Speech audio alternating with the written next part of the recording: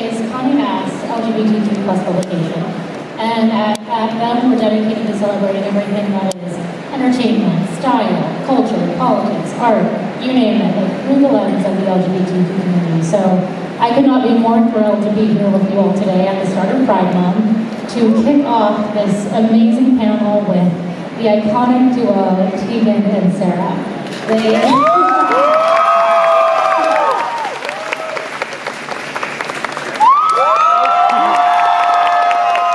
Sorry, could you sit back at all? I can't see the left side. Thank you. I know. I like this big talk right now. Big talk. As a Virgo, this is really satisfying. I mean, I love it. But I am, like I said, I'm so excited to be here with the both of you to discuss, what is such an amazing and incredibly just touching and visceral and real memoir. I think you both obviously are, like I said, an iconic duo. You can do everything. You're prolific songwriters. You can write every single instrument you touch, basically. You toured around the world, but now you're writing a memoir. You have a book. And I guess my first question is, what sparked your desire to write this, to write high school? Well, it's a great first question. To be honest, it feels like I'm worried this will come off ungrateful, but when we finished touring our last record, I felt very tired and old. And I really just wanted to take some time off the road. But Sara and I love to be creative and we love to work. And so we went to our managers and our agent and we said, what if we take this year off the road, but we do something creative, and we wrote the idea about a book. And literally 3 months later, we had written an 80-page proposal called High School, and it was the story of Sara and I in grade 10, 11, and 12. And we sat down and started to write the book. First we had to figure out how to write a book, and then we had to start again, and then really figure out how to write a book. But it was amazing. It was, I think for us, our relationship to our fans has always been so much more than music. It's been about the stories and our community and sharing and the banter. And I think over the last 20 years, we've had less time to talk on stage, and this was a way for us to talk to our audience. And I think everyone's going to really like it. I loved it. And we're it's just a bestseller. I think if you like it. Statistically, though, some people won't like it. That's right. We have to prepare for that. Statistically, those people will post comments on our Instagram to tell us in explicit detail how much they hate it. And we're not worried about that. I'm ready for you. Probably there's one of you here today. You don't probably even know you're here yet, but you'll be the 1% and I can't wait to meet you. But I think, again, going back, and I absolutely love it. It's one of those books that you can, the stories, you can read in one sitting and just be so floored. And I think part of that is because the detail in it is so vivid, and it's so real, and it's so raw. And I'm curious, what did that creative process to get there? How did you do that? Because I think it had to have been a really taxing process to go from diary journals. What did that look like? Some of it came really quite easily. We tell a lot of, the sort of first round of writing, we kind of just unloaded all the classic stories that we tell, that we talk about with our friends from high school, and that we sort of tell to be funny and anecdotal when we're with the people who didn't go to high school with us. But the sort of harder work really sort of was assisted by a lot of the archival materials, going back and sort of digging up all of our journals, our friends. We harassed everyone we've ever known. Please go into your garage, go into your basement, find that box, tell us if you found anything. It could be notes, it could be even photographs. In high school, we would always write on the back of photographs. Even some of that had some really interesting little tidbits, and even just to get a sense of the way that we spoke to one another. And in some cases, we pulled dialogue straight from letters or notes. We found 20 hours of VHS footage of ourselves in high school, and that was extremely helpful. It sort of brought back a lot of found memories, which then we could follow that path. Okay, I had forgotten about that party, which sort of would trigger some other kind of memory. And watching ourselves perform, some of even just our gestures and the way that we used to carry our bodies, and all of that was sort of was so rich in the archival stuff that we found, and I'm so grateful that so many people in our life ended up being hoarders, because I clearly just burned it all when I turned 18. I had absolutely nothing. So. I feel like I'm similar to that. Like, it's so tough for me to even like look at an Instagram post from like 2 years ago, so I can't imagine diving back into that world, which brings me one of my other questions is, what did it feel like to like be fully immersed in the mind, in the world of your teenage self? I think distressing. Yeah, I think it was harder than each of us, like for different reasons it was harder. I mean, we're very lucky in that we still hang out with, we had quite a big crew of kids, which you know, but there was about 27 of us that hung out in high school. It was like many different groups, smaller groups that came together to make up a bigger group, and we're still in touch with a lot of them. Like most of them, but like then there's like a smaller group of us, 8 of us that are still, we talk almost every day. So when we told them we were going to write the book, they were like, no. They were like, please don't. And Sarah and I were like, if you have not told your parents about your same-sex relationship in high school, you should. If you have not confessed to them that you've tried LSD, you should definitely tell them that. And it was, I think initially it was just hard for everybody, because I think a lot of people don't like looking back. And I think for us, we were initially just so excited about the process. For me, high school was such a confusing, but also really exciting and memorable time. It was when Sarah and I figured out we could play music, and when we started our band, and so I remember it really fondly.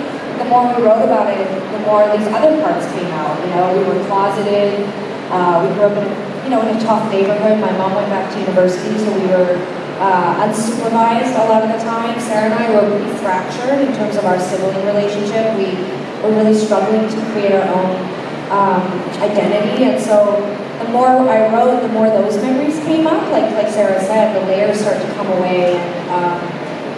Yeah, it was a tough process. It was also just tough to sit still. It was tough. Like when I write a song, I can send it to Sarah. I would say to my girlfriend over dinner, "Can I read you my chapter from today?" And she'd be like, "Yeah, absolutely. How many words? 8,000. That sounds very good. I can't wait." And it was, it was hard by the end of the year. I was just like, I felt very exposed, and I couldn't wait to share it with people. But also on the eve of the release, I feel terrified for everybody to read it, because we've really put a lot of ourselves in it. And our friends and family all just read it. Some tears. My mom is just recovering. She's upset about how much LSD we took, but we're fine. Yes, we're totally normal people. We're chatting, but you can tell. I mean, all of that is. Yeah, we took a lot of LSD. I know, yeah, it's true. Take a second. A bit strange. No, you can tell that there's a lot of art and a lot of truth and honesty in the memoir. But I think you brought up an interesting point that growing up a lot of times it is tough, even just in sibling relationships. Sometimes you create kind of a fracture in your relationship, but even with that being true, I think you had a lot of parallel experiences that maybe you weren't even aware of at the time. And I'm curious, what did you learn about each other after putting this all together? Finding out that, oh yeah, we both did this at the same exact time, but I had no idea maybe. What was that like? I'm not just saying this to be funny. I'm not entirely certain Tegan has read the parts of the book that she didn't write.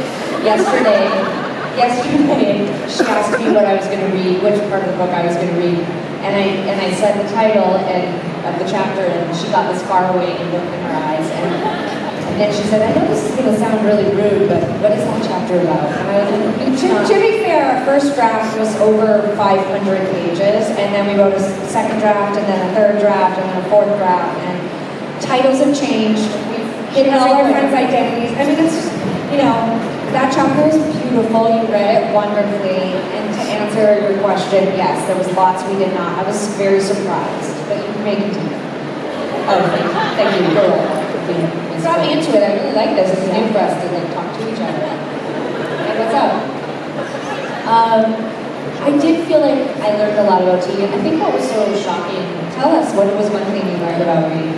Well, you know what I feel like I've learned, which is that I really did actually assume that Tegan was having parallel experiences. I was deeply uncomfortable with the idea that she might be having the same experiences as me. I actually didn't feel any comfort. It brought me no satisfaction to discover that she was also having a relationship with her best friend who was a woman. I found it extremely stressful, and in reading her part of the book, I actually found it really interesting that she wasn't suffering the way that I was.